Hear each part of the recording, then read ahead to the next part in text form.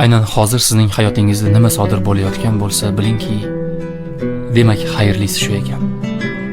Robbim o'z bandalariga juda ham mehribon. U hech qachon hech bir bandasiga zulm qilmaydi. Hatto bizning boshimizga dard, musibatlarni ham bizning foydamiz uchungina bizga yuboradi.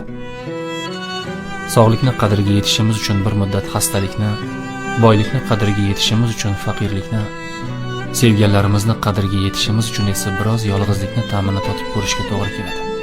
Ba'zan biz o'zimiz bo'lishga loyiq bo'lmagan joylarda bo'lamiz. Loyiq bo'lgan joyimizning qadriga yetishimiz uchun. Gohida bizni qadrlamaydigan insonlar bilan sinalamiz. Toyinki bizni qadrlaydiganlarni ajratib olib, ularni qadriga yetishimiz uchun. Bizning boshimizga kelgan har neda Allohning bir hikmati bordir. Xotirjam bo'ling.